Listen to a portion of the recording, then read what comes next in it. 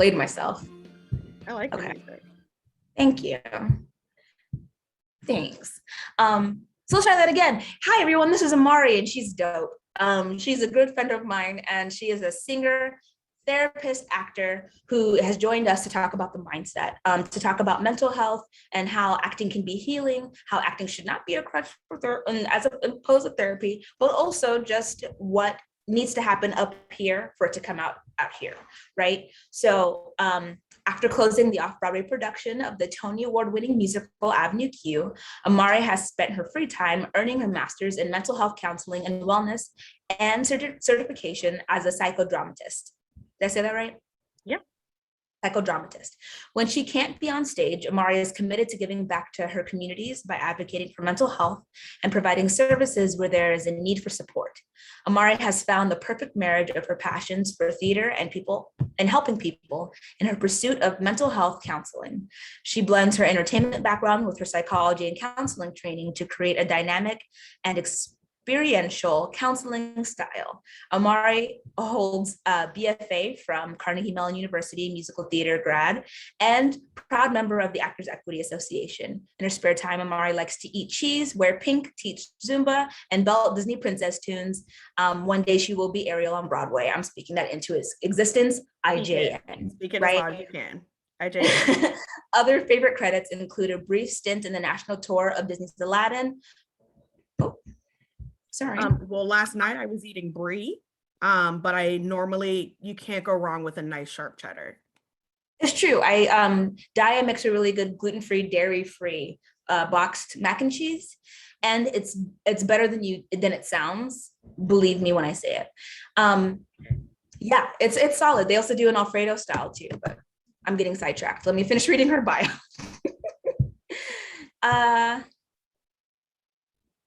Amanda, and Because of Winn-Dixie, she originated the role. Dionne in Hair, Angel in Angels in America, and Crystal in Little Shop of Horrors. I've actually seen that performance. It was really good. So Imari, welcome. Tell us about yourself.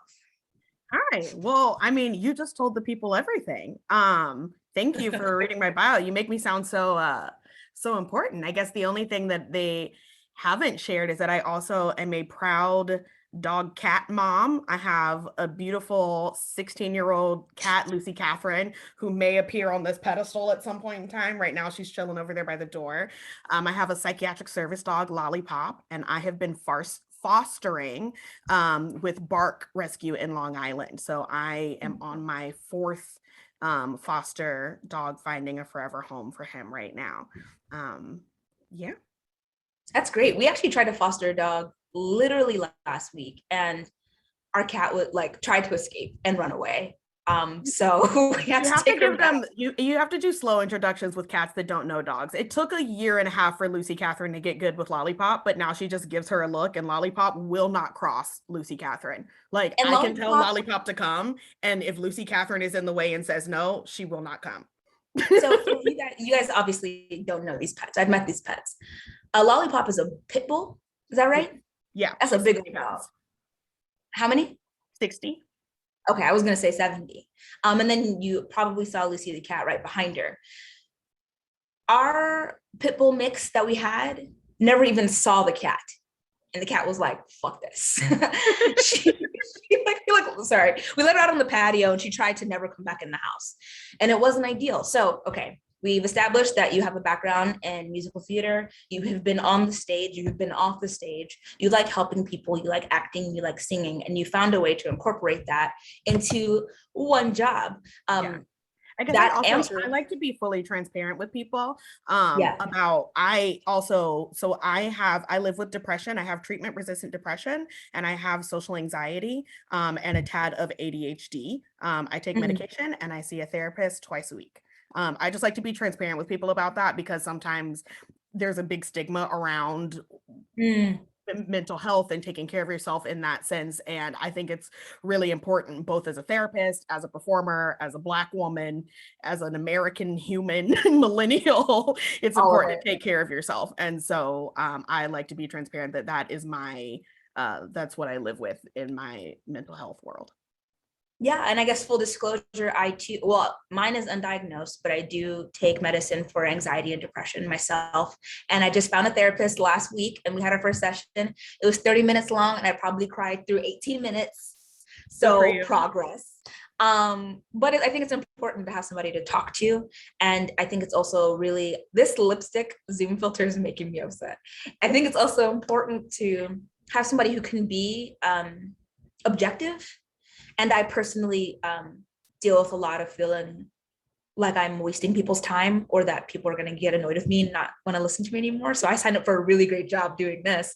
And it's nice to know that I'm paying somebody to listen to me so I don't have to feel guilty about talking too much. Mm-hmm. So I appreciate that, that full disclosure, that disclaimer, because I think it is important to put it out there because I think the more it is discussed, the more we can tackle, right? Can you walk us through what psychodrama is and how it helps? Actually, I skipped a question, so we can circle back to that. But when did you start to incorporate mental health into your work, and how was that journey? Yeah.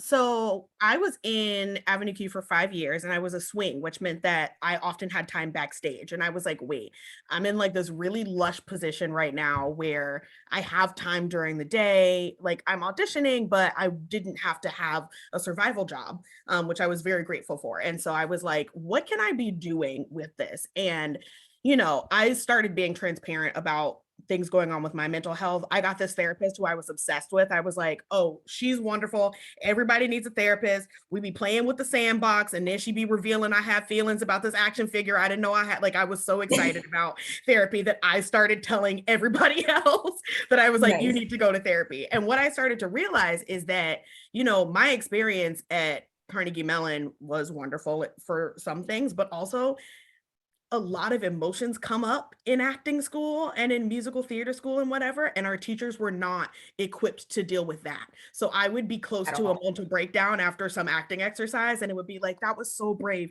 Thank you so much. Ballet's in 15 minutes. You don't have any more excused absences.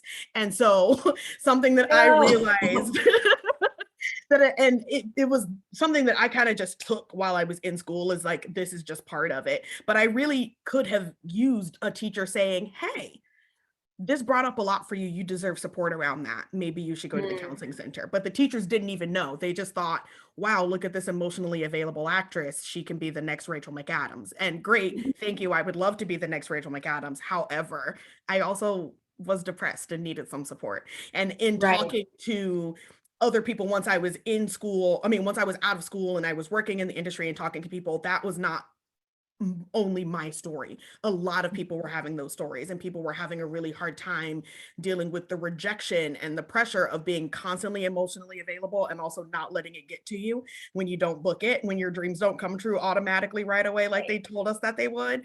And so I just kind of started advocating for seeing a therapist, taking care of yourself, self-care, yoga, eating healthy, whatever it is, to just take care of yourself. So I'll say I started doing that maybe 3 years into Avenue Q, just starting to talk to people and be transparent about my experience in the hopes that it would make it easier for other people to then pursue, and even just helping my friends find therapists that worked for them or that took their insurance and figure out navigating all those weird words on Psychology Today. I'll share Adetinpo and I have been friends for, I guess, over 10 years now that you said. And when I started working at the Interstage, which I work now, I was like, Adetinpo, can I send you my bio so you can see it and tell me? And she was like, what do 8 of these words mean? But I was like, I feel like that's what on Psychology Today, people come and they see and they want to find somebody in their zip code that takes their health insurance, and then they don't know where to go because you don't know what psychodynamic cognitive behavioral therapy is.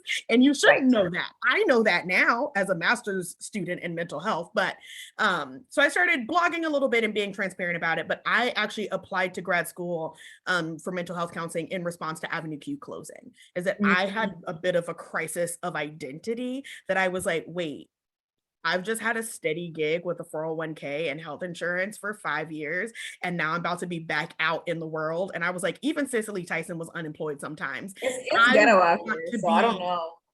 Huh?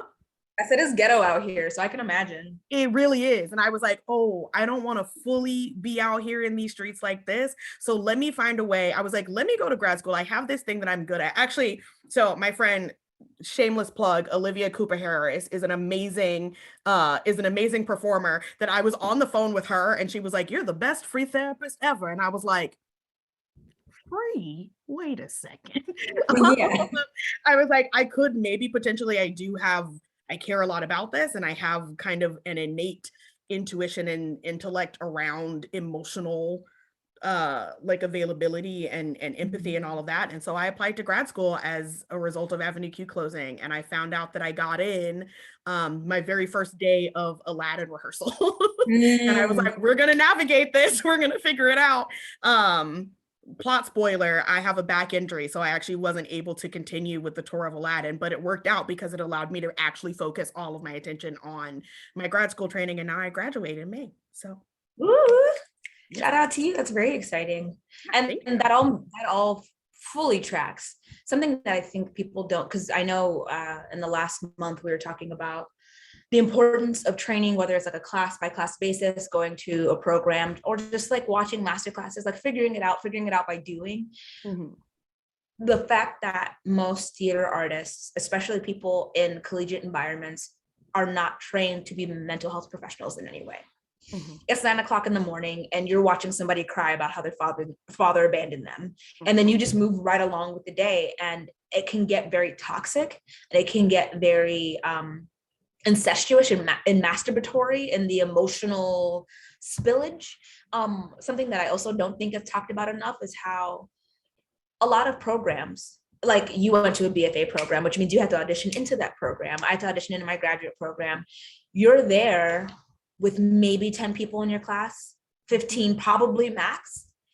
And you are most likely, especially as a woman, especially as a Black woman, the only Black woman there. There might be like a Black guy, there might be like an Asian or Hispanic woman, and then everybody else is white. So not only is there no emotional support for acting, because that's draining and exhausting, or at least it can be, there's also no one being able to support the microaggressions that inevitably come up, or the just straight up aggressions, the racism that you're experiencing. No one understands why you don't want to do this role, because you don't want to be typecast as angry or sassy, and calling me sassy is not a compliment. Calling me articulate is not a compliment. So No, now I'm in this. I'm funny. I know, but also. Like, so I think that's something that does need to be talked about. I know when I talk to people and they're asking advice about whether or not they should go to school, it's something important to bring up. And I think having spaces like this, or just having a network of people you can reach out to, becomes very important when you're talking about building community in this industry, because you'll figure out very quickly, you're not a failure. You're not the worst actor in the world. It's just hard on everybody, and people are faking it better than you, or not. Right? Like, some people are crumbling at the seams and everyone can tell. And some people are just smiling and they're dead inside. But hopefully you're somewhere in the middle where you have feelings and you can express them, but also you know how to nurture yourself if you're not being nurtured exteriorly. So with that, you talked about psychodrama, and what was the word in your bio?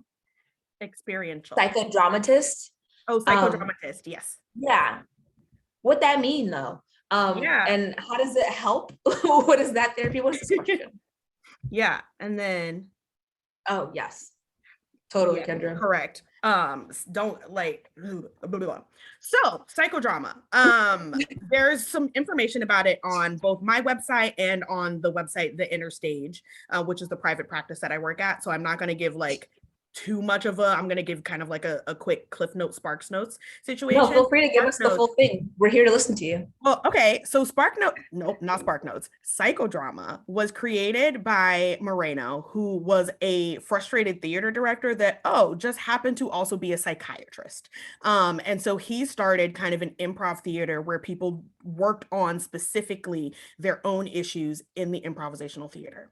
And so a lot of that cathartic, really affective work that we talked about that we did in acting school, that then you had to go to ballet afterwards and there wasn't any space to talk about it. Psychodrama allows for the opportunity to be able to use that in the space, but with the safety of somebody who can take care of your emotional space and help you to process what's going on with you. Mhm. And so we use both things that we innately have as humans, our spontaneity and creativity. And we use those a lot when we're children. We play make believe. And that's how we understand how we relate to the world. But we just stop playing at some point because we grow up. And so psychodrama allows us the space to play. So we can, a lot of times what happens with people is they have roles in their lives that when people are having frustrations or dealing with trauma or having interpersonal issues, is that they're stuck in a role that no longer serves them. And so psychodrama allows for people to step into another role and rehearse it and train it and see what that looks like before just having to decide one day, I'm aggressive now, or I stand up for myself now, or what would happen if this happens? We call it a surplus reality. So for in the moment on the psychodramatic stage, you are afforded the opportunity to just play and see, what would this be like if I addressed my grandmother who passed away 8 years ago? There's something I needed to tell her that I never got to tell her. And what would it be like if I could tell her that? There's also something that's really cool about psychodrama. You can do it one-on-one, and I do that in my own personal therapy with my clients, but I also work with groups, and we can use psychodrama.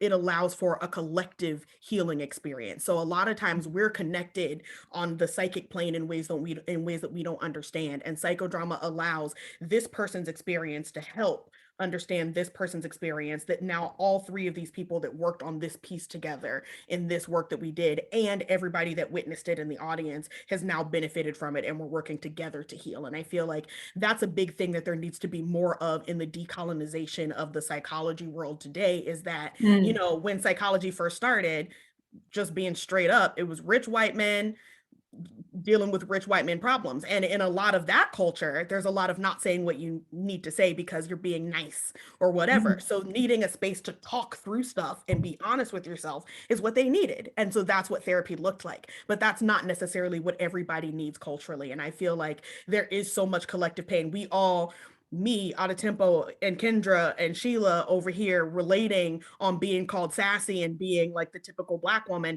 that's something we can all work together to heal in. And that is something that psychodrama allows us to do. And so that's kind of, there's a lot of, it takes like years and years and years to become a certified psychodramatist. And my teacher, and so I have two main teachers. I studied with Nina Garcia, so Moreno is who created psychodrama. He married Zirka.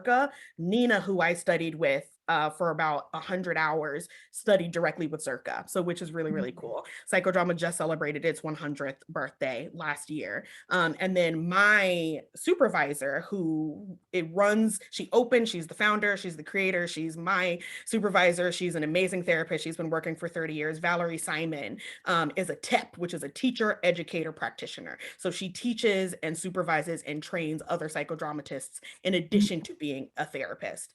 And it's basically like having a doctorate in psychodrama. It just is not, the accreditation is different. So there's a lot I could say about psychodrama. I don't know if you can tell I'm excited about it and I love it a lot, but all I'm really saying is that it's really helpful and really powerful, especially in navigating trauma and especially in navigating helping with like unburdening that needs to happen with things, giving the opportunity to re-explore or to explore for the first time things that should have happened, things that could have happened, things that might happen. Yeah.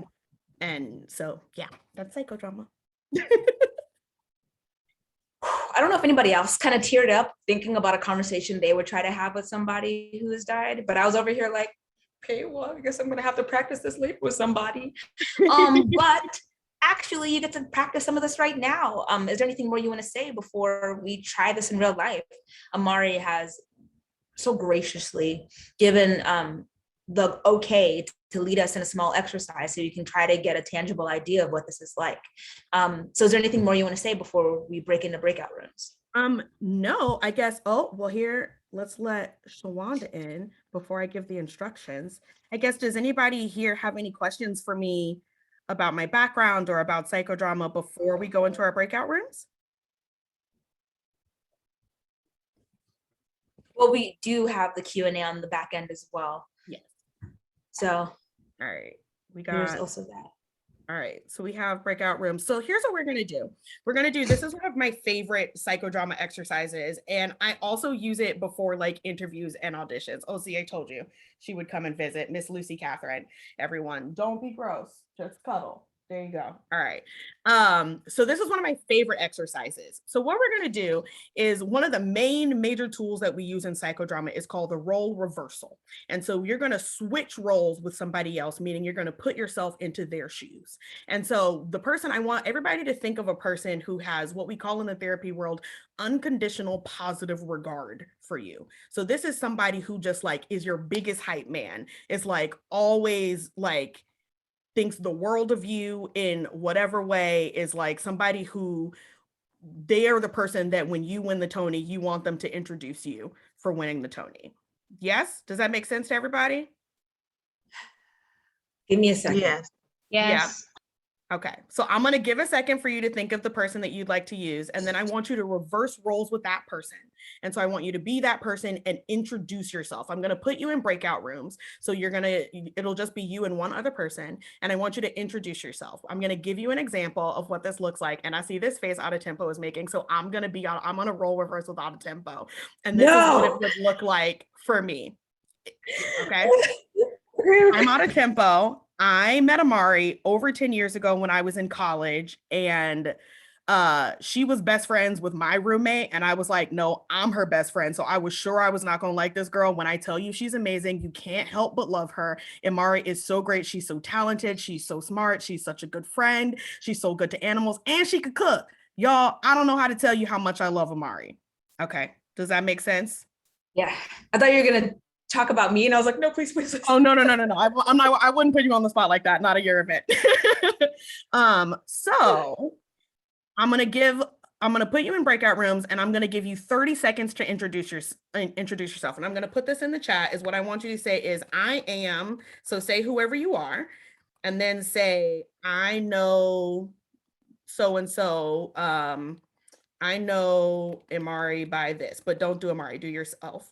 Tell us how. And then I want you to give us just like 30 seconds of who that person is. Okay. So I want you to give everybody like 2 or 3 minutes. One to like have a chance to introduce themselves in case they don't know the person they're with. Really? No, yeah, we could do that. It's okay if you don't know the person that's in the room with you. It might even be easier if you don't, but I'll put you in the rooms for, let's say, 5 minutes total. So make sure to leave space for each of you to have 1 minute to do your introduction. And then I'll give you a 60-minute warning that we're coming back to the main room. Okay? Everybody ready? Any questions before I put you in breakout rooms? I didn't choose my person. Hold on. Okay. Keep thinking about it.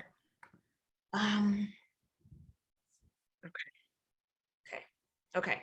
All right. So everybody hit your breakout room. And I actually am going to join a breakout room as well. Adetinpo. Okay. Are you putting me in one too? I am putting you in one. All right. The rooms are open. Okay. Be back soon, everybody. I'm muted. Hi. Welcome. We just got done with an exercise. We just got done with an activity. And now we're about to start our question and answer portion.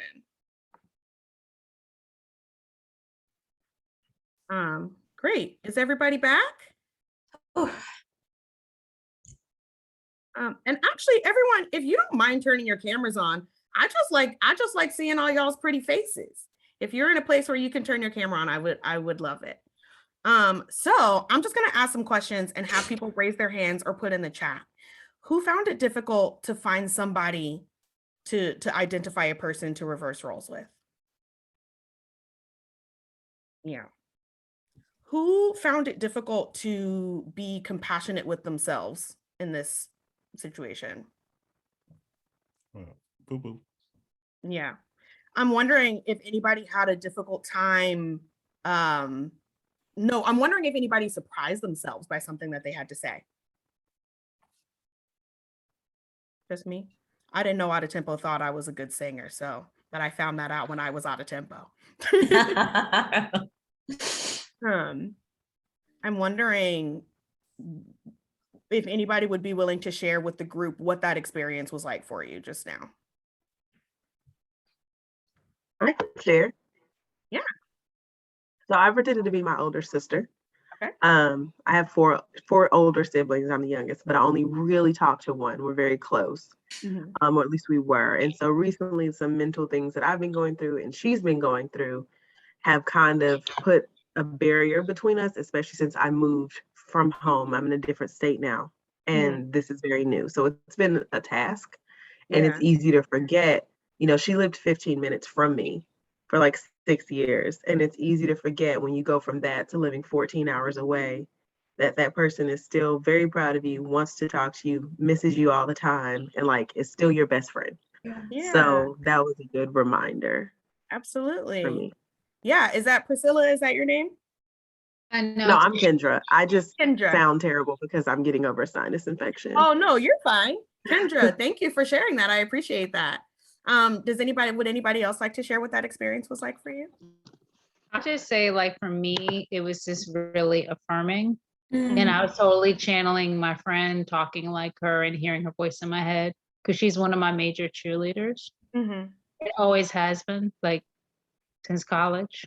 Yeah. Absolutely. Yeah. Thank you for sharing that. Capri? Mhm. Capri, thank you for sharing that. Yeah. Does anybody else have something they'd like to share? Tempo? Unsurprisingly, I cried. I was Daniel, my fiance, and he's always like gassing me up. And it's hard when you have like long histories with people, because Daniel is probably one of the few people, but at some point I wasn't like, fuck that guy. Like, I'm not here for anymore, or just like long stints of not talking, right? Like, we met and have been betrothed ever since. But to listen to him, or me be him talking about me, poor Dre had to watch me cry. So it was fun. It was cool. Yeah. Yeah, great. Would anybody else like to share?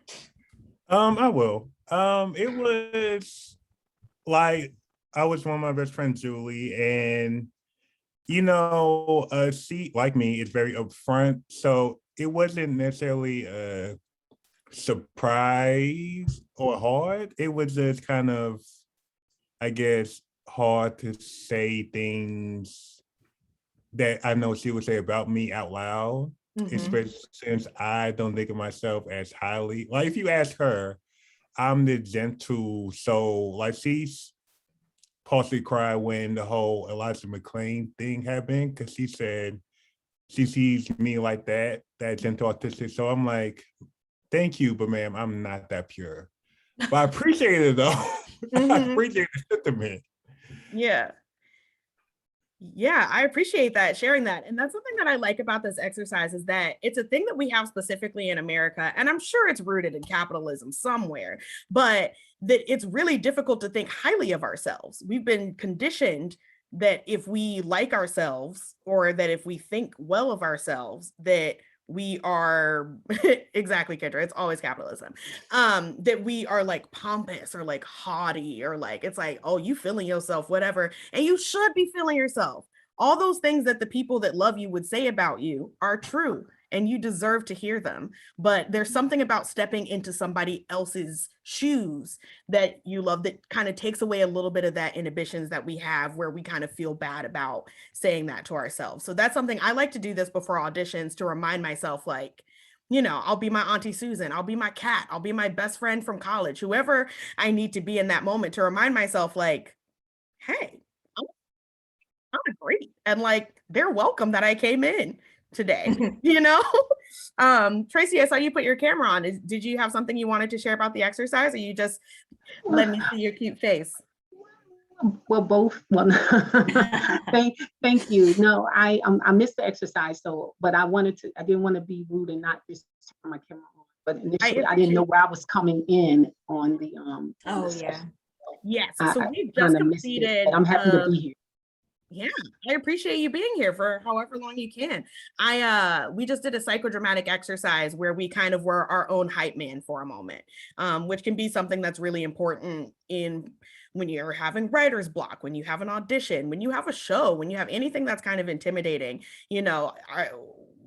Adetinpo said that we're talking about mindset today, and it can be really difficult to be in the right mindset to be our best selves. And I find that this exercise kind of helps reframe things, and help our inner critics to quiet down just for a little bit so we can get some work done. So that is our exercise. And yeah, now, thank you, Imari. That was lovely. Yeah. Just like real quick, if you guys want to mute yourselves and clap it up or whatever icons, I don't know what Zoom does, but we appreciate you. I appreciate you. Thank you for sharing with that. And I guess before we open it up to, thank you, Bajo, to everybody else, I actually have one more question, maybe two more questions. Sure. But I'm curious if you had 2 or 3 major takeaways and or tips or tricks for actors working on their mindset, what would you suggest? Okay, so the biggest thing that I have to say is to remember that you love acting, performing, writing, whatever it is that brings you here, and remembering to do stuff for you around that. Something that I've seen a lot working in the Broadway community is that people forget that they love singing because they always have to sing for an audition or for a role. And especially if they're in a character that doesn't suit them, that isn't their favorite, or if there is a song that they can't hit because the newest Ariana Grande note is this and they're still working on that note or whatever. If everything is always about work, you know, I kind of think it's a lie, that thing that they told us that it was like, do what you love and you'll never work a day in your life. And I was like, well, no, if you do what you love, then you don't have a hobby anymore, is what I found. So for me specifically, it was really important to like go and do karaoke, to like go and just like join an improv group that's just doing improv just for fun, just for us. I was the associate producer, or I am one of the associate producers on Broadway Sessions, which is the premise of that show is specifically Broadway performers singing songs they love to sing and not the ones they get paid to sing, because there is so much joy in the art that we create, and that's what brought us to it in the first place. And so I think so much of that in the mindset is remembering that you love it and finding reasons and ways to do it for yourself is the most important. The second thing that I would say is, and I'm going to try and give the most simple version of this, but has everybody seen Inside Out, the movie? That's like, what if feelings had feelings? That imagine we kind of all, a way that I like to work and a way that we work at the inner stage. It's called internal family systems. But basically, okay, just for Capri, so that you know, and for anyone else who hasn't seen the movie, there's this little girl, but we go inside her brain and we see her angry part, her happy part, her sad part, her anxious part, and she's got one more part. I can't think of what it is. Either way, she's got all these different parts that kind of like work in a panel together to help navigate all of her feelings and memories together. And that we all have that. We all discussed. That's right. Thank you. We're all made up of a lot of different parts. But something that happens in the movie is the joy part tries to silence the sadness part. It tries to, for the entire movie up until the end, it keeps saying like, no, we can't feel sadness. We don't have time for that. And what happens is it like completely backlashes, and the little girl goes through a full depression because you can't ignore all of our feelings, and all of our parts are there for a reason. And so what we say at the inner stage and in internal family systems is the name of this particular method and intervention, is that all parts are welcome. And so most actors have a part that is an inner critic, or that is an anxious part, or is like a self-doubt part. And there's a reason that that part is there.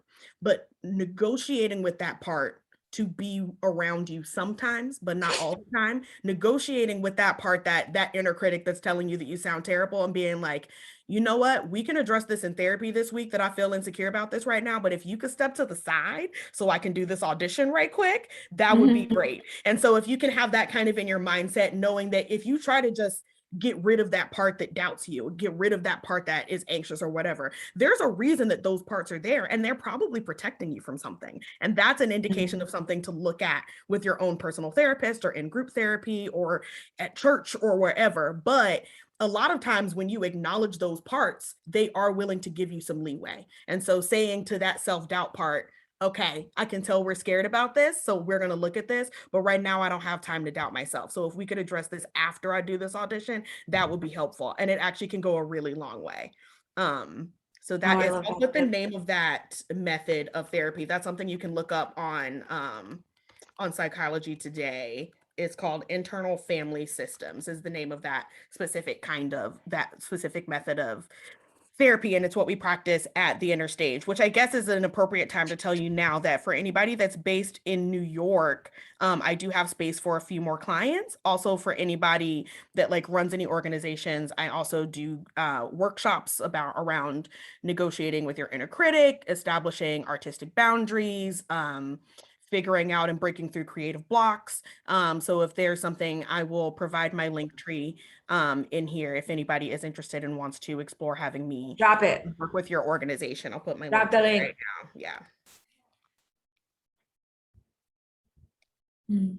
That's a great question. Great. So, oh, number 3 really quick before we start answering questions. Oh, yes. But that's the first one, Kate Bree. Number 3, you're going to give us a third tip. Oh, you asked for 3 tips. Okay. I was going to say 5, but I don't want to be mean. Third tip, I would say, is to make sure to take care of yourself. That in this industry, our bodies and our minds are the instruments that we work with. I played the trombone for like all of middle school. And when I tell you, if you had knocked my trombone, I was about to fight somebody. You have to treat yourself that way as well. Like you are your trombone. You are a treasured, valuable. You are your instrument. trombone. You are your trombone. That's the that's the message. So just remember, if that means yoga for you, great. If that means macaroni and cheese and ice cream, great. If that means going to therapy, it means going to therapy. Then great. But to make sure to take care of your instrument is you. And if that means saying no sometimes to jobs that don't serve you, if that means turning off your social media or unfollowing Cynthia Erivo, do whatever you need to do. If there's something that is, I have a friend that had to unfollow Cynthia Erivo recently. But so whatever that means for you, listen to yourself and take care of that part of yourself. Because you are your instrument and you are what you have at the end of the day. I'll be a little transparent about my experience with Aladdin, that when I started rehearsing, I have 2 herniated discs and 2 pinched nerves that I was tap dancing through it. I couldn't feel my toes and I like couldn't walk to the theater by myself, but I was like, for the sake of Broadway, I gotta push through, like everything's gonna be okay. And you know what? Disney got rid of me like that, but I can't get rid of me like that. And so there's a time you have to pay attention to your body. Your body is built to tell you what you need. So make sure that you're listening to it and that you're providing it for yourself. You got to take care of your trombone. Yeah, that's what I wrote down forever. I'm going to get it painted on my wall. We have amazing questions coming in. I know I'm not the only traumatized artist in this Zoom call right now. So of course, I know you're training underneath somebody and you technically have to get permission to be here today to speak. So know that Imari is still working on her licensing, still working on her degree. But as we dive into this, I know people would love any sort of tips or tricks, or any sort of advice. And let's start with Capri, whose first question is, are there any exercises that help unload and held in feelings, grief, emotions? Yes, I do. The best exercise is to go to therapy, but to find a therapist that you like. But I think one that I specifically remember from college, and that has also been helpful with my clients, is if you can identify a song or a monologue, like some kind of piece of work that embodies what you are feeling. So like, for example, I have social anxiety and felt really socially isolated for a lot of high school. And so for me, the song Creep was like that was my like, oh, I'm gonna go sing this song in the shower or whatever. That if you working on a piece like that, but putting some of the feelings that you have and giving yourself permission for it to not be pretty. The point of this is not to prepare a new audition song. The point of this is to express yourself throughout the art. And what I would recommend is putting your hands in your pockets and standing still with your feet planted on the ground, barefoot if you can. Because a lot of times the emotions that we have that come up are coming through are coming through this way. We're doing this and we're doing this gesture and we're making this face and all of that. That if you restrict all of that, the feelings themselves will come through. So if there's one specific thing that you can identify with that, and then Creep is by who? It's not TLC, it's the Creed Radiohead. or It's Radiohead. Right? I think it's Radiohead. The I'm a creep, I'm a weirdo. That one. I think it's Radiohead. See, I told you all she could sing. Find a piece that allows you to speak. Find a piece that speaks to you that allows you to express your emotions. Yeah. Okay, I like that tip. And were you going to share more? I'm sorry, go on. No, I was just looking at the questions. Okay, I will also say, I don't know how woo-woo you get, Capri, or anybody else in the group. Something that has really worked for me as I've started this journey of unburdening my body of feelings, because I am real good at the feelings manifesting physically and then me getting literally ill. The reason, fun fact, that I left grad school early wasn't just because it was toxic. It was because I developed an ovarian cyst the size of a grapefruit and was starting to lose the ability to walk. And the rate at which it grew was so rapid. My teachers were secretly afraid I had cancer, and nobody said anything to me until I told them that I officially didn't. And I had to leave, and I got support. Bajo actually was one of the people who kind of told me it was okay to go and prioritize my mental health and prioritize my physical health. So letting go of those emotions are very important. What has helped me is the yoga and the movement. Restorative yoga is dope, because it's just like laying a bunch of pillows. It's not just, but it's just like laying a bunch of pillows down and letting the pillows kind of carry you. Your head supported, your back supported, your legs are supported. And then you can just kind of rest. And I think a lot of us, especially artists, especially people of the global majority, find that we have to rally for ourselves because no one else will do it. So the sensation, I'm not crying, you're crying. The sensation of feeling held can be very comforting. Also, something that's been really great is there are frequencies that you can, when you tear up and your lips start sweating, it's cute, I'm fine. There are frequencies on YouTube that are meant to like heal and like balance your chakras. So I don't know if you believe in chakras. If you don't believe in chakras, you can tune me out for a second. But there's a tradition of belief that there are certain parts in your body that correlate with certain emotions, and there are frequencies that will kind of tune those back into place. The same way they break up kidney stones with music. So that's kind of the idea there. And then lastly, I'll say that with the chakra thing, being able to realize what's blocked or what's open or too open, and then finding the harmony in that. And I know this sounds so woo, I'm sorry, but it's helped me so much. Hey, finding the harmony. Yeah. I can hear that there's a part of you that is like really anxious and is kind of judging yourself about how helpful this has been for you. But I think it's valid that it has been helpful for you. And I think that everybody listening here, including myself, is open to hearing what you have to say. And I don't think that that part of you needs to be worried that we're going to judge you about what you're sharing with us. Is it okay? It works. Try it. Yeah. Okay. Next question. Are there techniques for centering yourself when you feel scattered? Yes, there are, actually. There's not necessarily a Radiohead song, but I think we could probably pair a Radiohead song with it. Something that I like is bringing yourself back into, so there's two.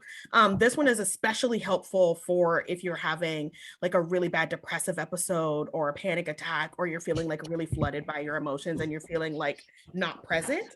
It's like a 5 countdown. So I want you identify 5 things in your space that you can see. So I can see my mug, I can see the computer, I see Zoom, I can see the lamp, I can see the picture of my dog, and I can see the picture of my cat. And then 4 things that you can hear. I can hear the sound of my voice. I can hear my roommate in the room over with my foster dog. I can hear a car outside. I can hear my cat purring. And then 3 things that you can feel. I can feel that I got my braids done a few days ago, so they're still pretty tight. I can feel them on my back. I can feel the my ceiling fan is on. 2 things that you can do. We did touch. We did hearing. We did 2 things I can smell. I can smell my delicious tea that I have here, and I can smell that maybe I should change my cat's litter box. And then one thing that you can taste, and I can taste this delicious cranberry winter holiday blend tea.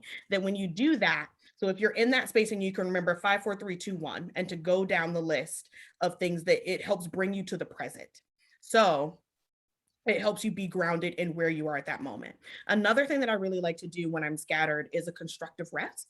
And there's lots of different ways that you can do this, but one that helps, if you imagine, you pick whatever color of the state that you would like to be in. So imagine if you're feeling in like a really frazzled red state or whatever, but you're like, I really would rather be like nice and calm and blue, slowly closing your eyes, laying down in a comfortable position, and then visualizing that color blue filling every piece of your body and going part by part, my left foot, my right foot, my ankle, my shin, my shin. So that's also something that you can do. Georgia, Georgia was blue this year. So, that is a hilarious joke, Capri, but I do want to clarify that I mean what emotional state that you're in. If there's a color you can identify that would match the emotional state that you would like to be in. I hope that is that helpful, Profound? Yes, it's very helpful. Thank you. Yeah, great. One of the things she mentioned too is standing outside on like soil barefoot is supposed to physically ground you a lot as well. Imagining that your feet are like their roots growing into the ground will kind of anchor you in a way that visualization, there are lots of guided meditations, again, on YouTube University, that are very helpful. There's a I really love, there's a YouTube channel called Sleep Tube, and they have a breathing circle on there. So they play like ASMR music with like with binaural beats, but there's also a circle that says like inhale, exhale, that helps you. That's called box breathing. That helps if you pay attention like to the visual of it, and then the binaural beats are helpful and the ASMR is soothing, and it's Sleep Tube is wonderful. And also, I also want to say, they all said no judgment. And not only do I have judgment, but I'm grateful that you shared your tears with us today, because I think what you shared with us is great gratitude for finding tools that help you, and grief for a time when you didn't have tools that helped you. And so there is no judgment. I'm grateful that you were willing to be open with us about the fact that it was bringing up some feelings for you, sharing that with other people. I hope it's okay that I said that. That's why she's my friend, because she holds me accountable for my bullshit. Can you do these color states when driving? You can, I mean, if you can focus on the road, I find it is more helpful. I find it's more helpful if you can lay down and only focus on your body. But if you're in a place, if you're driving and you're feeling really frustrated about something and you can take the time, I think I would also pair it with specifically breathing. I would breathe in for, depending on what your lung capacity is. So I'm going to use 7 seconds, but I would do, I would take whatever your lung capacity is. So if 4 feels better, or if 12 feels better, whatever. But if you can breathe in for 7 seconds, hold it for 7 seconds, and then let it out for 7 seconds, and continue to do that, that will also help just to regulate your autonomic nervous system. That I think if you're feeling kind of frazzled while you're driving, that's something that you can do, is literally, you know, some of you may know from like acting school that the teachers would literally be like, go run up and down the stairs and then come start the scene, because it would like get your blood pumping and your breathing and whatever, that you could like fake an emotion or like summon an emotion based on your breathing. That also works outside in. So if you can control your breathing, it can also help to regulate whatever your breathing is that is attached to whatever emotions you're having, if you're in a place where it's inappropriate to have those feelings at that time. It also helps to, depending on how bad your anxiety is, mitigate panic attacks. Because then you feel in control of something, and then that, you know, will kind of ground you. And then, you know, I see 5 things, I can touch 4 things. Yeah. But also, Spotify has entire meditation channels. And then of course we have Headspace, and there's so many mental health apps now too. That isn't just about talking to people, but kind of giving you the tools, giving you the sounds and things to incorporate into your mental health practice. Yeah. Mark, do you mind if I ask where you're located?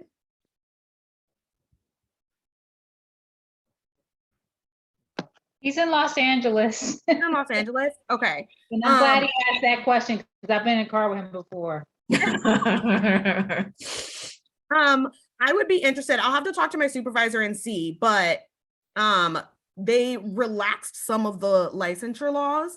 So occasionally I can work temporarily with people in California, and I would love to chat with you just about where the road rage is coming from and maybe some techniques that are specific to you to help you navigate some of the rage and the anger that you find when you're driving. So I put my link tree in before, but I'll put it on here again. And I'll make sure to put it in the Facebook group as well. Mm-hmm. And any kind of important things that seem to come up that will feel relevant outside of this, we'll try to hold on to as much of that information as possible so you have a source material. But if you can, and while we're still in here in the chat, there's been some stuff posted in that you can take notes. I know I'm taking notes. In between tears, I'm taking notes. Yes. I know some people wanted to hear more about restorative yoga, Adetinpo, and I also will share that I love a good yoga cry. When you be working hard, and then you be working hard, and then you be like, "Whoo, namaste," like straight up me. I'd be like, I let out that last breath at the night and just like absorb the nutrients of the practice and find that, oh, I was holding on to that. I actually, to that point, there is a book, I want to say it's called like The Body Remembers or The Body Knows. Yeah, it is called The Body Keeps the Score. The Body Keeps The Body Keeps the Score. And it with me right now, but that's what it's called. The Body Keeps the Score by Bessel van der Kolk. He's like one of the leading trauma researchers. So I personally hold a lot of tension in my neck and shoulders. I'm not sure where it started or why it started, but I go to physical therapy, to the chiropractor. I've gotten acupuncture, I get massages. A lot of that I do regularly just to try and address this. And it's gotten better over time. But I remember specifically watching yoga on YouTube. So it was completely free. And it was head and shoulders yoga. And I don't know what position I was in, but I kind of like pulled one of these and was just breathing. And I just started sobbing. And I injured my shoulder in grad school for what it's worth. So it's probably grad school related, but I started crying. And my fiance, Daniel, was like, "Are you okay?" And I was like, "I think I'm fine, but I don't know, it's fine." But like when I was done, I felt better and I'd released it. So it's also possible for some of us that are holding on to feelings that are tucked away somewhere. Something I've learned is I'm trying to find healthy ways to deal with anger, that it's not disappearing just because you're not addressing it. It's very, very much there. So the more you address and release, the lighter you will feel, because, you know, when rain sits in a cloud for too long, it gets dark and it starts raining. It doesn't just go away. Yeah.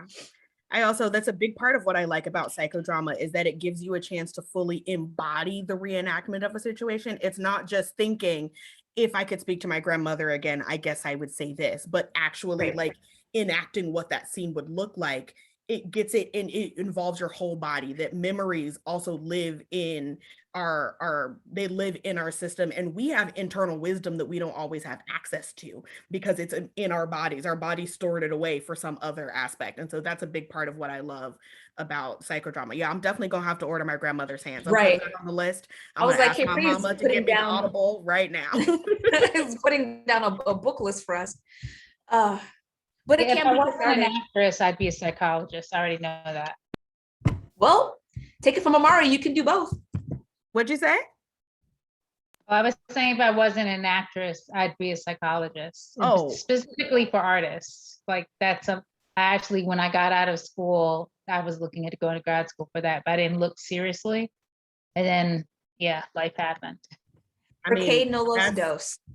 That's literally what I'm doing. All of my clients currently are working artists. And then I can't audition right now because of my back, but that is in healing process. And I'm fully intend to be a Broadway therapist by day and Broadway performer by night. So you can, and I personally will say, I think there's so much in common between theater and psychology. What I said in my entrance essay to NYU is that as actors, we kind of are the therapist for our characters, is that we're trying to work and understand who, what, when, why, and where does this character, what makes this character who they are? Why do they tick? How did that happen? And what do they need? How do I help them get what they need? That's what you do as an actor when you're exploring your character. And so I do that as well. I just do it for real people. Amazing. We've got a question in here. What recommendations do you have in terms of exercises for writers to help with writer's block? Okay. The biggest recommendation that I have is writing every day for 5 minutes, even if it's bullshit. I would say, and to set a time for it. So writing, even if what you end up writing is your grandma's banana pudding recipe over and over again, I'm trying to think what the exact saying is, but it's something along the lines of, it's like an expert is somebody who has done 1,000 hours or whatever, that you can have somebody that if you practice for 10, is it 10,000? It's whatever it is, that if you just start putting in the work and practicing writing, the writing itself will come. I think the other main thing that I've seen with a lot of people is people trying to write what people think they want to hear. But if you don't care about what you're talking about or what you're writing about, other people won't care about it either. So if you're writing about something that you're passionate about, not focusing on it being good, but just focusing on it being done, that you will start to be able to break through some of those. You'll see some of those blocks. A lot of times those blocks are issues that is something that you don't want to explore. And that happens just in life in general. It happened with me and yoga had our relationship like halted for a moment. And I love yoga, but I like could not get on a yoga mat for a long time. And it turned out I was sad about my back, that I was like exploring the resistance that you're having to whatever it is that you're writing. If you're having a difficult time writing something, then take a few steps back from what that thing is that you're trying to write and see what are you scared of if you write it? What are you mad about if you write it? What happens if I write this? And what happens if I don't write it? That maybe you'll find the motivation in there that helps you to burst through that block.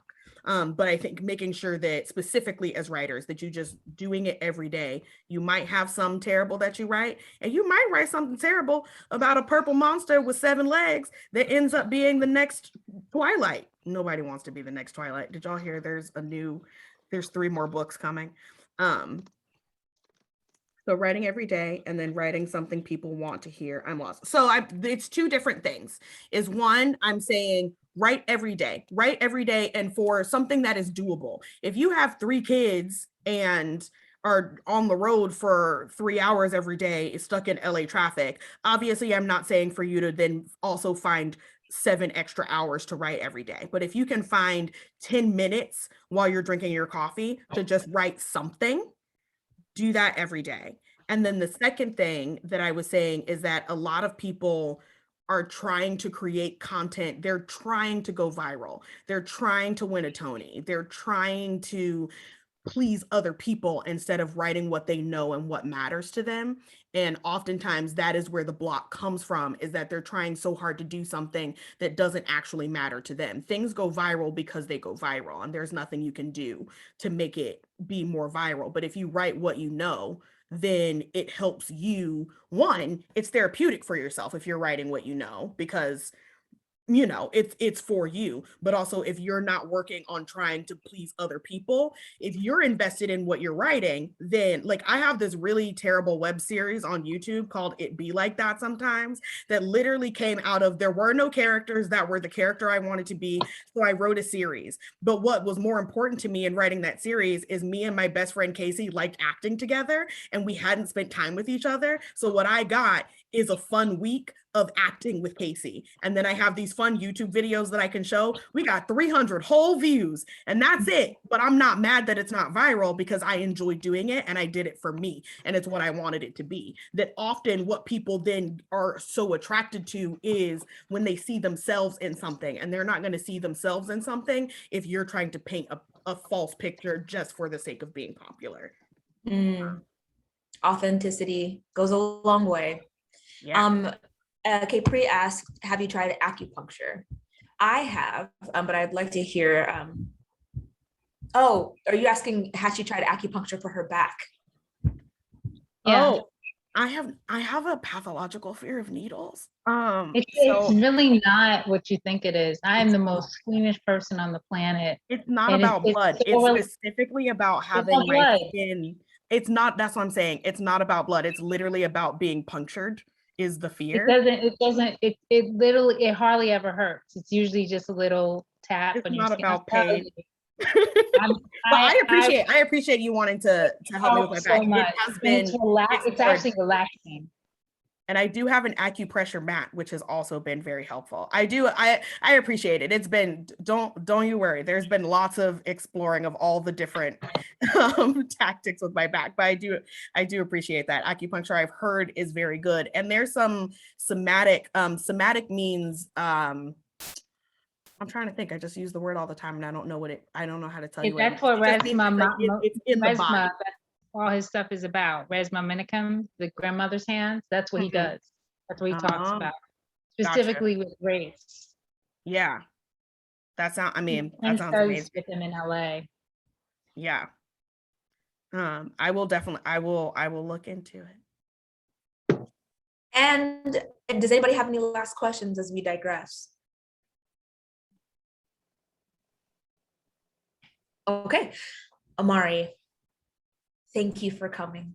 Thank you for being here and spending your time with us, sharing your expertise, answering our questions, and providing a hands-on activity that we could use and that will hopefully get us through our auditions and through moments of doubt and or confusion. You have certainly filled my heart tonight and I'm grateful. Thank you all for coming and joining us tonight for Actors Nightcap. I hope you sipped on your tea or your cocktail or whatever and had a good time. And I've been copying and pasting information as it's come up in the chat. From the chat to share later in the thing. I'm in the Facebook group. I'm gonna drop a link for audience feedback if you guys have any for us and would like to let us know how to make this better for you. If you were here last month and you want to comment on that one as well, feel free. Next month, we'll be talking about the body. So this is great because I have my friend Hannah Rose coming in to discuss, she does yoga therapy. So don't worry, this will get covered. We'll get up and hopefully do another exercise as well. And I just want to say thank you all for having, for me, Adetinpo, thank you for reaching out. And to let everybody know, this is the website of the private practice that I work at. Valerie Simon is amazing and I'm so grateful to work under her tutelage. She's got like 30 years worth of experience. And she is for people that come through, like people that are artists. We don't take insurance, but we are matching co-pays, which means that if normally you would pay through your insurance, you'd pay $35, you'll pay $35 to see me if you are in New York and looking for a therapist at this time. Yes, okay, so Interstage to find you. Let me copy that one last one. Yeah. Then add it to our sheet. Again, thank you everybody for coming. We'll see you at the next one, date to be determined, but it will be in December, likely the third Wednesday, as long as it doesn't fall on a holiday or me needing to be out of town. Sleep well and have a good night. Actually, I know people actually probably will stay, but you're no longer obligated to be here. Have a nice night, everyone.